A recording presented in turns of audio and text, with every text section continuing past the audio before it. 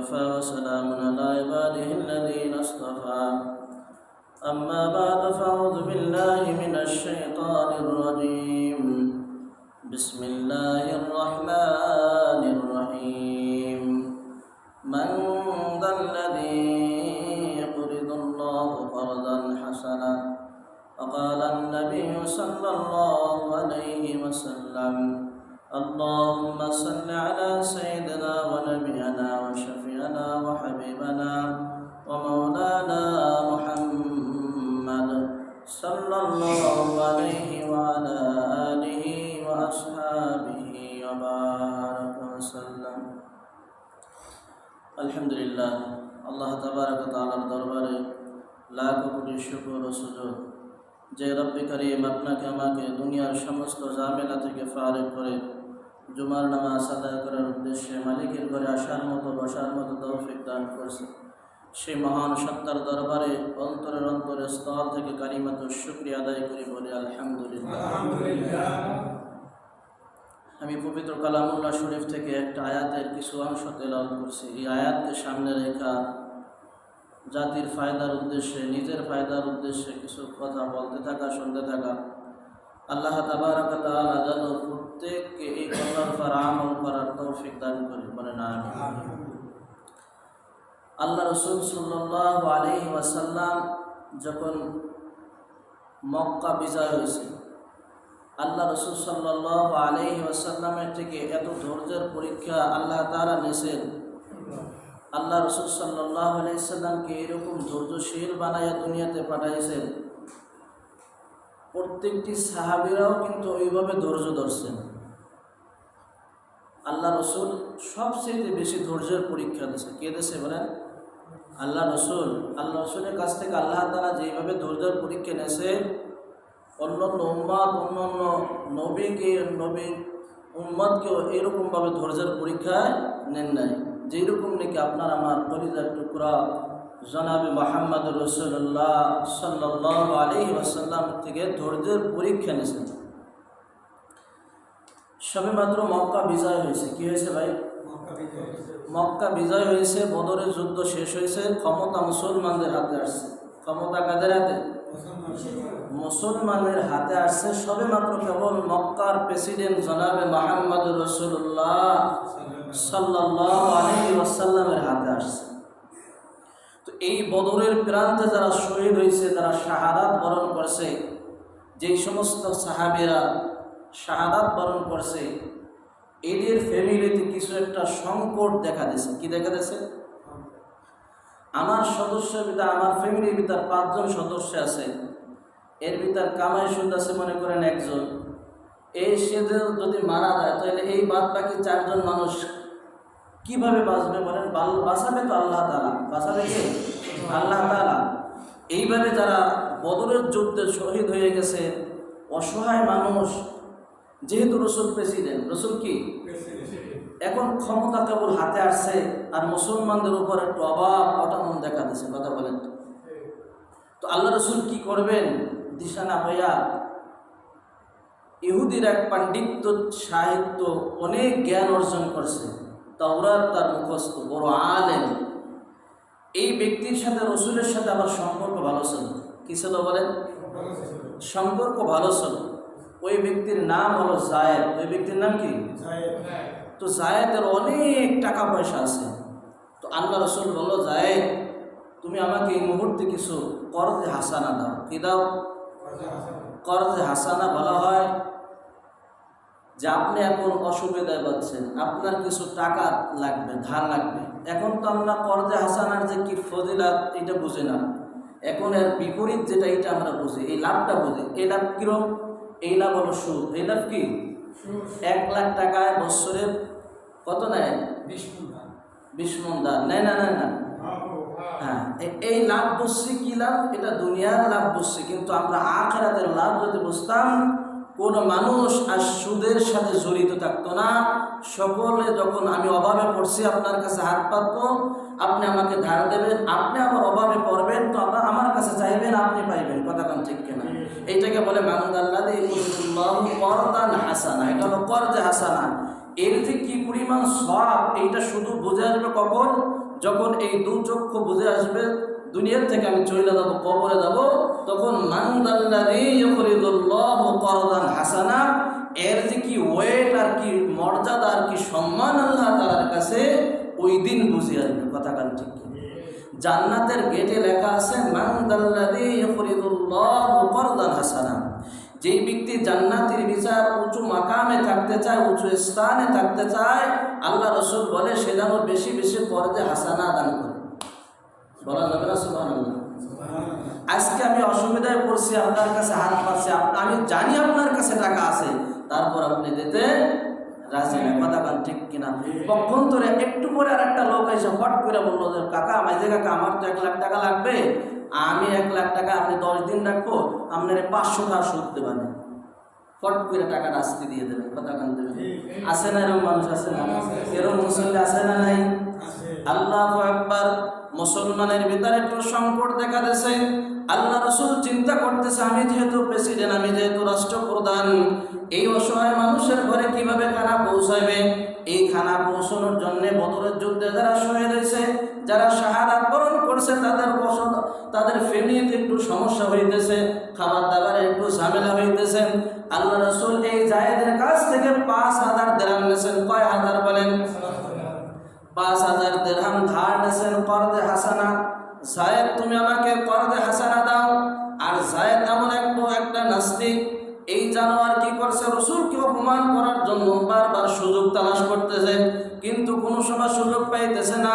মোহাম্মদ যেহেতু টাকা চাইছে আমার কাছে, এই টাকা আমি দিয়া আবার আগামী দিন এই টাকা নিয়ে যাব। বলেন নাউজুবিল্লাহ। আল্লাহ রাসূল ধার চাইছে 1 মাসের জন্য। কয় মাস? 1 মাসের জন্য। জায়েদ তুমি আমাকে 5000 দিরহাম দাও, 1 মাস পরে আমি তোমাকে এই টাকাটা ফেরত দেব। তো বলেন তো 1 মাসের 2 দিন 5 দিন আগেও যদি যায়, এই ব্যক্তি যে বলে ভাই আমার টাকাটা দেন, তাহলে কি তার যা ভুল হবে না সঠিক হবে? কারণ তার ওয়াদা কয় মাস? 1 মাস। তবে যে পাওনাদার যে আনছে ও যদি আরো আগে দেয় তাহলে ভালো, ধরুন আলানুল। কথা বলেন ঠিক কিনা? কিন্তু এর আগে যাওয়ার কোনো ক্ষমতা নাই। যেহেতু তুমি আমার সময় দেছো 1 মাস সময়, 1 মাস সময়ের পরে তোমাকে আমি টাকা শেষ করবো। কথা বলেন ঠিক কিনা? কিন্তু এই জায়েদ নবীকে অপমান করার জন্য বারবার সুযোগ তালাশ করতেছেন। যেহেতু বড় আলেম, বড় পণ্ডিত, সাহিত্য অর্জন করছে, তাওরাত কিতাব তার মুখস্থ, তাওরাত সে পড়তেছে, তো কিভাবে নবীকে বেয়াদবি কি দিবে? বেবি নবীকে সম্মান, মান সম্মান, ইজ্জতকে মাটির সাথে লুটিয়ে দেওয়া যায়, এই চিন্তা ফিকির করতেছে জায়েদ। কিন্তু সম্মানের মালিক কে? সম্মানের মালিক কে? আল্লাহ তাআলা। আল্লাহ যদি কেউকে সম্মান দেয়, পৃথিবীর সমস্ত মানুষ একত্রিত হইয়াও তাকে অসম্মানই করতে পারবে না। এই ক্ষমতার মালিক আমার আল্লাহ। বলেন না সুবহানাল্লাহ। টাইম নিয়েছে কয় মাস? 1 মাসের টাইম। আল্লাহ রাসূল সাল্লাল্লাহু আলাইহি ওয়াসাল্লাম এই টাকা নিয়ে কি করছে?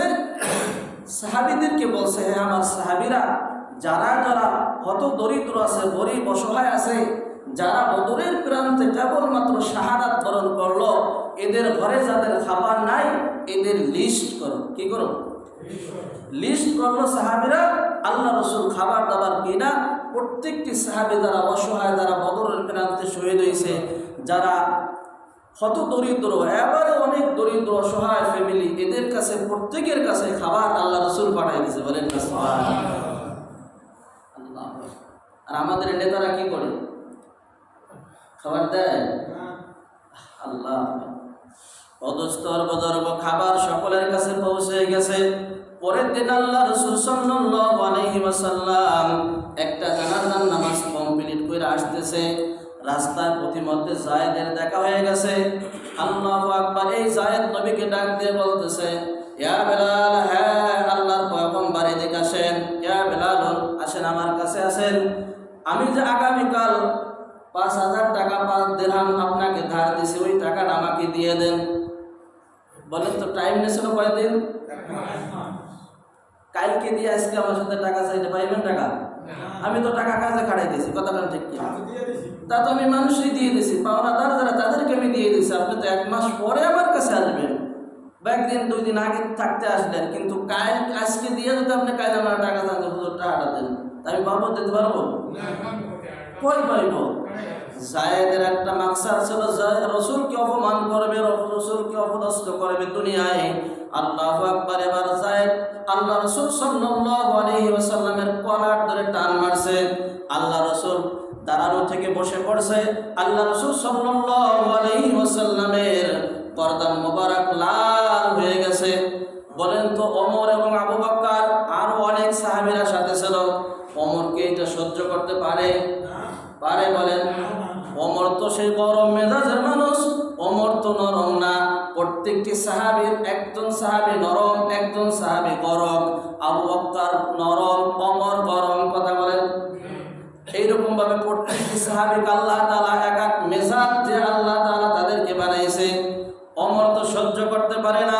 আল্লাহ রসুল পড়ে গেছে জমিনে, আল্লাহ রসুলকে টান দিয়া বকে নেছে। ওমর বলতেছে, ইয়া রাসূলুল্লাহ, ইয়া হাবিবাল্লাহ, আমি তো আপনাকে ভালোবাসি, আমি আপনাকে মহব্বত করি, আমার সামনে আপনাকে বেইজ্জতি করছে, আমি ওমর সহ্য করতে পারি না। আল্লাহু আকবার। ইহুদির বাচ্চারে বলতেছে, ইহুদির বাচ্চা, তুই আমি ওমরে মারতে আমি কিছু কইতাম না, কিন্তু নবীর গায়ে হাত দিছো, আমি ওই হাত তোর রাখবো না, আমি তোর গর্দানটাই পুরা ফালাই দেবো। বলেন না সুবহানাল্লাহ? তুই কোথায় হাত দিছো? আমারে মার, আমি কিচ্ছু পাবো না, কিন্তু আমার নবীর গায়ে একটা ফুলের টোকা আমি ওমর সহ্য করতে পারবো না। বলেন না আল্লাহু আকবার। কি ইমানদার, কি ইমানদার, কি ইমানের পরীক্ষা দিয়েছে, কি ধৈর্যের পরীক্ষা দিয়েছে। আল্লাহু আকবার। ওমর তরবারি বের করছে। আল্লাহু আকবার। কাফেরের গর্দান দুই টুকরা করে ফেলাবে। আল্লাহ রাসূল ধমক দিয়েছে, ওমর এদিলিস, বসে যাও, আমার মেহমান কি তুমি কেন বেশি কথা বলতেছো? বলেন না সুবহানাল্লাহ। কি আদর্শ শিক্ষা দিয়েছে আমাদের নবী। কথা বলেন ঠিক?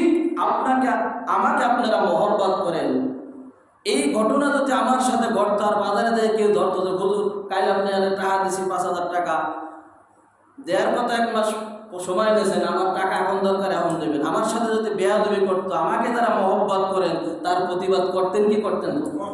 অবশ্যই করতেন। কিন্তু ওমর সেই প্রতিবাদ করতেছে। ওমরকে আল্লাহ রাসূল বলতেছে, ওমর ইজলিস, বসে দাও, আমার মেহমানের সাথে বেয়াদবি করো না। বলেন না সুবহানাল্লাহ। আল্লাহু আকবার। আল্লাহ রাসূলের কথা অনুযায়ী ওমর আর কোনো কথা বললেন না। আল্লাহ রাসূল সাল্লাল্লাহু আলাইহি ওয়াসাল্লাম ওমর সম্পর্কে বলে, আল্লাহু আকবার, ওমর যেই রাস্তা দিয়ে যায়, ইবলিস ওই রাস্তায় মনের ভুলেও ঢোকে না, ইবলিস অন্য রাস্তা ট্রান্সফার করে। বলেন না সুবহানাল্লাহ। আল্লাহু আকবার। ওমরকে এত ভয় পায়, শয়তানেও এত ভয় পায়। এই ওমর ইবনে খাত্তাব রাদিয়াল্লাহু তাআলা আনহু যখন মুসলমান হয়েছে, আপনারা জানেন প্রসিদ্ধ ঘটনা, হুজুর সাল্লাল্লাহু আলাইহি ওয়াসাল্লামের বরদান আনার জন্য এই ওমর দাঁড়াই গেছিলেন। মনে আছে না? 100 লাল উটের বিনিময়ে রসুলের বরদান আনতে গেছিলেন। তো কত বড় সন্ত্রাস হইলে রসুলের বরদান আনতে পারে? কথা বলছে কি?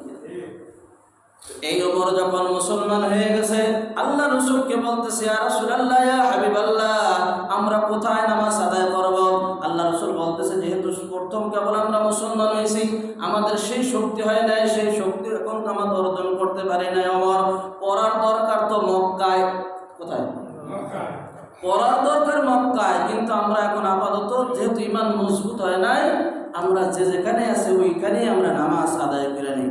এবার ওমর বলতেছে, ইয়া রাসূলুল্লাহ, ইয়া হাবিবাল্লাহ, আমি খাত্তাবের ছেলে ওমর ইসলাম গ্রহণ কইরা ইসলামের উপকারটা হইল কি? বলেন না সুবহানাল্লাহ। আমি ওমর মুসলমান হইয়া তো মুসলমানের উপকারী হইল কি? আমি যদি সেই ঘরে বসে পলায়া সুরের কায়দা নামাজ পড়ি, আমি ওমর বললাম, ইয়া রাসূলুল্লাহ, ইয়া হাবিবাল্লাহ, আমি সামনে হাঁটতেছি, আপনি আমার পিছনে আসেন, মক্কার জমিনে আজকে প্রকাশ্যভাবে আল্লাহু আকবার নামাজ আদায় করব, এমন কোন কাফেরের বাচ্চা আছে ওমরের সামনে তরবারির সামনে আসবে, ওমরের তরবারি দিয়ে কাফেরের বাচ্চারে দুই টুকরা করে ফেলাবে। আল্লাহু আকবার। আল্লাহ রাসূল সাল্লাল্লাহু আলাইহি ওয়াসাল্লাম পিছনে, ওমর সামনে হাঁটতেছে। আল্লাহু আকবার। মক্কার কাছে যে একটা ঘোষণা দিয়েছে ওমর, হে যুবক, মক্কার যুবকেরা কান খাড়া করে শুনে রাখো, ওমর এখন ইসলাম ধর্ম গ্রহণ করেছে, ইসলামের শক্তি এখন দ্বিগুণ হয়ে গেছে, ওমর এখন নামাজ খানাবে। এমন কোন মায়ের সন্তান আছে আমার তরবারের সামনে এসো, যদি তোমার স্ত্রীকে বিধবা করতে হয় তাহলে ওমরের তরবারের সামনে এসো, যদি তোমার সন্তানকে নসেন তুমি আমার তরবারির কাছে আইছো না, বলেন না আল্লাহু আকবার। এই ওমরের সামনে রাসূলের কলার ধরে জমিনে ফালাই দিয়েছে। ওমর কি ঠিক আছে? ওমর কয় তোরে তো এখন গাইরা ফেলাবো, পৃথিবীর কেউ ঠেকাইতে পারবে না। রাসূল সারা কথা বলেন ঠিক কিনা? আল্লাহু আকবার, আল্লাহু আকবার। এ হলো মুসলমান। এই কি এক নম্বর মুসলমান? এটা কি এক নম্বর মুসলমান। এর ভিতর বিন্দু পরিমাণ কোনো ভেজাল নাই। আর আমরা হলাম 6 নম্বর মুসলমান। কয় নম্বর? 6 নম্বর মুসলমান। মসজিদে কই একটা, বাইরে যায় কই একটা, আছে না নাই? কিন্তু ওমর ছিল 1 নম্বর মুসলমান। কথা বলেন ঠিক কিনা? আল্লাহু আকবার। ওমর রাদিয়াল্লাহু তাআলা আনহুকে আবার ডাক দিয়ে বলতেছে, ওমর যাও, তুমি কি আমাকে ভালোবাসো? ওমরকে আল্লাহ রাসূল প্রশ্ন করতেছে, ওমর তুমি কি আমাকে ভালোবাসো? ইন্নী উহিব্বুকা ইয়া রাসূলুল্লাহ। বলেন না সুবহানাল্লাহ। আরে আপনারে ভালোবাসি দেখেই তো ইসলাম ধর্ম গ্রহণ করছি। আপনাকে মহব্বত আর ভালোবাসা আছে দিনের ভিতর, তো মা বাবা ছাড়ছি, মক্কার সমস্ত রাজত্ব ছাইরা আজকে আমি আপনার হাতে আমি হাত দিছি, আপনাকে ভালোবাসি না মানে হইল? আমার জীবনের থেকে বেশি মহব্বত আমি আপনাকে বলি। বলেন না সুবহানাল্লাহ। ছোট একটা কথা, যুদ্ধের সময় যুদ্ধ চলতেছে, সিদ্দিক আকবর আবু বকর রাদিয়াল্লাহু তাআলা আনহু যুদ্ধ করতেছে মুসলমানদের পক্ষে। কার পক্ষে? মুসলমানদের পক্ষে, রাসূলের পক্ষে যুদ্ধ করতেছে, কাফেরদেরকে হত্যা করতেছে। পক্ষান্তরে সিদ্দিক আকবর আবু বকর রাদিয়াল্লাহু তাআলা আনহু ছেলে, সে কাফের। সে কি? কথাগুলো খুব দিল দিয়ে শুনবেন, খুব দামি কথা। এই বাপ এবং সন্তান একই যুদ্ধে গেছে। কোথায় গেছে? দিনকে কিভাবে মহব্বত করতে হবে তা রাসূল শিখিয়ে দিয়ে গেছে। সাহাবীরা আমাদেরকে হাতে কলমে শিক্ষা দিয়ে গেছে। কথা বলেন ঠিক? বাপ এবং সন্তান একই ময়দানে যুদ্ধ করতেছে। বাপ যুদ্ধ করে কাফেরে হত্যা করবে, আবু বকর যুদ্ধ করতেছে কাফের মারবে, আর তার সন্তান মুসলমানদেরকে হত্যা করবে। এই দুই পক্ষ যুদ্ধ আছে না না? যেমন বাপ করে আওয়ামী লীগ, বাপ কেনা করে কি করে? আওয়ামী লীগ। সন্তান কিন্তু বিএনপি। আছে না না? এই বাপ সন্তান একই ময়দানে যুদ্ধ চলতেছে। তো এই অবস্থায় যুদ্ধ শেষ, বাড়ি ফিরে আসছে। তো এই আবু বকরের ছেলে বলতেছে, আব্বা আজকে আপনার অনেকবার বাটে পাইছিলাম। আমরা বলি বাটে, বাটে বোঝেন তো? কাছে পাইছিলাম, মনে চাইছিল যে গর্দান উড়াই ফেলাই, যেহেতু আপনি মুসলমান আর আমি তো কাফের। আমি কি কাফের? কিন্তু আবার মারি না এই জন্য যে আপনি তোমার বাপ। আপনি কি কথা বলেন? আপনি কি বাপ? এই দিল্লির একটু দরদ আসছে, এই জন্য আপনি পাইছে গেছেন। কয়বার যে বাটে করছেন, আমার মনে চাইছে তালাই তরবারি, কিন্তু না বলে আব্বা। আল্লাহ রাসূল আল্লাহু আকবার। সিদ্দিক আকবর আবু বকর রাদিয়াল্লাহু তাআলা বলতেছে, ওই সত্তার কসম, ওই আল্লাহর কসম যে আমি বলতেছি, হে আমার কলিজার টুকরা সন্তান, তুমি শোনো, তুমি যদি আমার একবার নজরে পড়তা, আমার নজরে আমার দরবারের সামনে আমি আবু বকর সিদ্দিক দুই টুকরা কইরা ফেলাইতাম। বলেন না আল্লাহু আকবার। এর মুসলমান কি? এ কি মুসলমান? এর কয় মুসলমান। কথা বলেন ঠিক? তো আল্লাহ রাসূল জিজ্ঞাসা করতেছে, আমার তুমি কি আমাকে ভালোবাসো? ইন্নী উহিব্বুকা ইয়া রাসূলুল্লাহ। এই ভালোবাসার কারণে তো সব রাজত্ব শেষ করলাম, মা বাবা সব সাইরা আজকে আপনার পায়ে পড়ে রইলাম। কথা বলেন ঠিক কি? তো সব সাইরা কি সে বেদামি হয়েছে? ও না, এমন দামি হয়েছে পৃথিবীর সমস্ত আনেওয়ালা উম্মাত যত মানুষ আসবে কিয়ামত পর্যন্ত ওমরের জন্য দোয়া করতেই থাকবে, করতেই থাকবে। বলেন না সুবহানাল্লাহ। শুধু কি তাই? বলে না, ডান পাশে আবু বকর, বাম পাশে ওমরকে দুই সাথীকে নিয়ে আল্লাহ রাসূল কিয়ামত পর্যন্ত ঘুমাই থাকবে। কিয়ামতের ময়দানে ইসরাফিল যখন সিংহায় ফুঁক দেবে, দুই সাথীকে নিয়ে উঠবে। বলেন না সুবহানাল্লাহ। তো ইসলাম ধর্ম গ্রহণ করে ওমরের দাম কি কমছে না বাড়ছে? 1000 বার বাড়ছে। কথা বলেন ঠিক কিনা? ওমর যদি ওই কাফের থাকতো, কাফের কেউ চিনত না। কথা বলেন ঠিক কিনা? পৃথিবীর এমন কোনো মুসলমান নাই যে ওমরের কথা না জানে। কথা বলেন ঠিক কিনা? আল্লাহু আকবার। ওমর তুমি যদি আমাকে মহব্বত করো তাহলে যাও, এই 5000 দিনার তুমি আমার পক্ষ থেকে তুমি আদায় করে দেবা। বলেন না সুবহানাল্লাহ। আপনি আমি হইলে কি হইতাম? এই যে পিছের কথা বলবো, আমারে দাঁতাইতেছে, এরপর আপনি আসে আমার সহযোগিতা করতেছেন, হুজুরের দাতাসকা, কারণটা কি?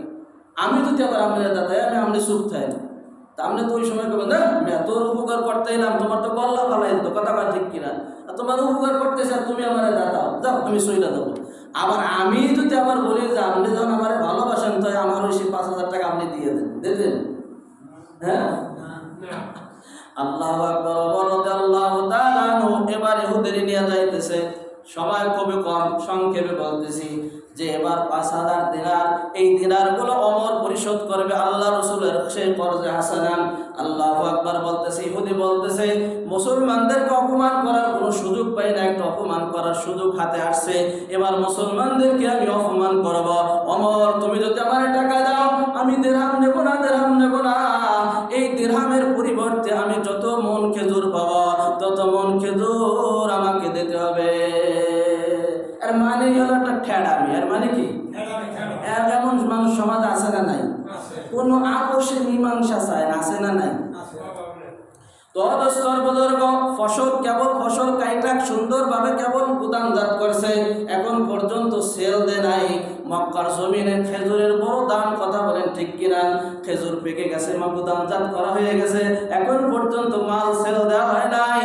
যেহেতু পরীক্ষা এসে গেছে, কি আসছে ভাই? ধৈর্যের পরীক্ষা এসে গেছে অমরের। অমর বলতেছে ঠিক আছে যাও, তোমাকে আমি 5,000 দিরহামে যত মন খেজুর পাও তুমি মাইপা নিয়ে দেওয়া। বলেন না সুবহানাল্লাহ। দুই জন দেখুন হাঁটতেছে, ইহুদি হাঁটতেছে, ওমর হাঁটতেছে। আল্লাহ রাসূল ডাক দিয়ে বলতেছে ওমর একটা কথা শুই না দাও। ইয়া রাসূলুল্লাহ ইয়া হাবিবাল্লাহ, আবার কি কথা শুনবো? আমি তো জামিন হইলাম, আমি খেজুর দিয়ে দেবো, আমি তো স্বীকার করলাম।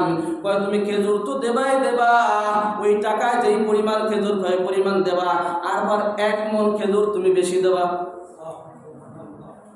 তো 1 মন বেশি দেবে এই জন্য যে তুমি কাফেরকে ধাতাইছো। কি করছো? কাফেরকে আমার সামনে অপমানিত করছো। কাফের একটু লজ্জিত হয়েছে কিনা? এই জন্য এর কাফারা স্বরূপ 1 মন খেজুর বেশি দিয়ে দাও। ঠিক আছে ইয়া রাসূলুল্লাহ ইয়া হাবিবাল্লাহ। এবার কাফের নিয়ে যাইতেছে, বলতেছে যাও তোমার সাথে আমার থাকার সময় নাই, ওই যে খেজুরের গুদাম দেখাই দিলাম, তুমি 5,000 দিরহামে যত খেজুর পাও ওইখান থেকে মাইপা না। বলেন না সুবহানাল্লাহ। আর আমরা কি করতাম? আল্লাহু আকবার, এর পাওনাদার আইলে ওই জায়গায় পয়সাই থাকতাম, যত সময় সে বাড়ি না যাইতো। কথা কান দেখি, কথা বলে। আর ওমর বলতেছে ওই সময় আছে আমার, আমি এখন আল্লাহর ইবাদত করবো মসজিদে। বলেন না সুবহানাল্লাহ। ইহুদি তো যা পাবে তার চেয়ে কি আরো বেশি গেছে, কিন্তু এখন ওমরে তালাশ করতেছে, ওমরে কোথাও পাইতেছে না। যে দেখেন মসজিদে নববীতে ওমর আল্লাহর ইবাদত করতেছে। বলেন না সুবহানাল্লাহ। ডাইকে আনছে ওমর, খেজুর মাপা হয়ে গেছে। কই খেজুর কি বেশি নিয়েছেন না একটু কম নিয়েছেন? কই বেশি নিয়েছি, কম কি নিতে পারে? বেশি নিয়েছি, একটু কম নেই নাই। এক শ্রেণী মুসলমান আছে দেখবেন ও নামাজও করে, রোজাও রাখে, হজও করে, ও মাফে কম দেয়, আছে না নাই? আবার যদি কিছু টাকা মাইরে খাইতে পারে মানুষের, সামান্য কিছু টাকা, তো মনে করে তো অনেক কিছু হাসিল করছে। তো বলেন এই কিছু হাসিল করলো না, সে নিজে ক্ষতিগ্রস্ত হইল, নিজেই ক্ষতিগ্রস্ত হইল। ওমর রাদিয়াল্লাহু তাআলা আনহু বলতেছে ঠিক আছে তোমার পাওনা অনুযায়ী যখন খেজুর নেছো, 1 মণ খেজুর এখান থেকে তুমি বেশি নাও। তো 1 মণ খেজুর বেশি নেবো কেন? আল্লাহ রসুলের অর্ডার, আল্লাহ রসুল আমাকে অর্ডার করছে, এই অর্ডার তোমার পালন করতে হবে। তোমাকে যে আমি ধাতাইছি ওই তরবারি ধরছি গলায়, যদি পোষ মারতাম অপরাধের কারণে কাফারা স্বরূপ 1 মণ খেজুর বেশি নিয়ে যাবে। এবার ইহুদি বলতেছে আল্লাহু আকবার, এই কি আশ্চর্য কারবার? কথা বলেন ঠিক কিনা? আমি মুসলমানদেরকে বেইজ্জতি করব, কেবল ফসল ঘরে আসছে, আল্লাহু আকবার, টাকা দিলে আমাকে দিয়ে দিত, কিন্তু আমি টাকা না নিয়ে খেজুর নেব, এমন ফসল কেবল গুদামজাত করছে, এই ফসল আমি নিছি, আবার 1 মণ খেজুর আমাকে বেশি দিতেছে। কি মুসলমানের! আল্লাহু আকবার, আল্লাহু আকবার। ইহুদি সাহেব বলতেছে ভাই এই খেজুর টেজুর কিছু না, তুমি আমাকে একটু প্রশ্ন, তুমি আমাকে জিজ্ঞাসা করলে না আমি কে? বলতেছে তোমার প্রশ্ন করার তো আমার কোনো দরকার নাই, আছে কোনো দরকার নাই, দরকার মনেও করি না ভাই, তুমি খেজুর নিয়ে চলে দাও, বিদায় করো আমারে তাড়াতাড়ি, আমারে মাফ করো, তাড়াতাড়ি চলে দাও। বলতেছে না ভাই তুমি একটু আমার পরিচয়টা জানো, আমার পরিচয় নাও। কয় তোমার পরিচয় জানলে কি হইবে? 3 বার যখন এই কথা সাহেব বলছে, ওমর বলতেছে ঠিক আছে, বেলাল তোমার বাড়ি কোথায়, তোমার নাম কি বলো? এবার বলতেছে আইনা, আইনা বেলাল, আইনা, আইনা জায়েদ, আমি হলাম জায়েদ, আমার নাম জায়েদ, মানে পরিচয় দিতেছে, আমার নাম কি? জায়েদ।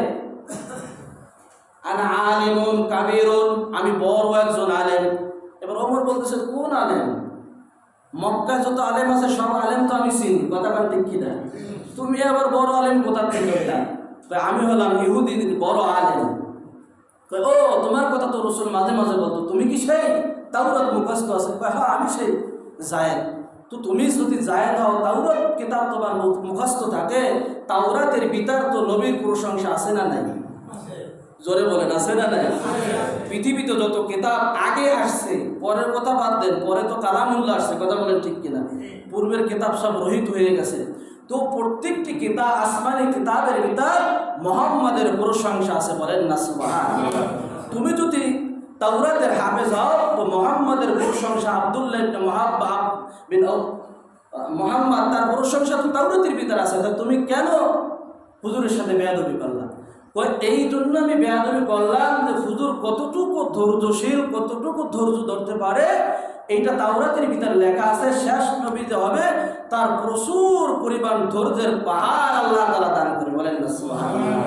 তো এই সব কিছু নাটক যা করলাম, তোমার নবী কি সত্যবাদী না মিথ্যাবাদী, এটা পরীক্ষা করার জন্য করলাম। ওমর, তোমার নবী হইল 1 নম্বর সত্য নবী, বলেন না সুবহানাল্লাহ। ওমর চলো, এবার চলো মুহাম্মদুর রাসূলুল্লাহ সাল্লাল্লাহু আলাইহি ওয়াসাল্লামের কাছে হাত রেখা আমি ইহুদি কালিমা পড়া মুসলমান। আল্লাহু আকবার। দুই সাথে হাঁটতেছে রাসূলের বাড়ি যাইতেছে। রাসূল দেখে মিসকি মিসকি হাসতেছে। হাসার হলো ইহুদির বাচ্চা একটু পরে মুসলমান হয়ে যাইবে, আর মুসলমানের শক্তি আরো বাইরা যাইবে, বলেন না সুবহানাল্লাহ। বলতেছে ইয়া রাসূলুল্লাহ, ইয়া হাবিবাল্লাহ, আর দেরি করেন না, আর দেরি করেন না, অনেক সময় আমি নষ্ট করছি, অনেক সময় নষ্ট করছি।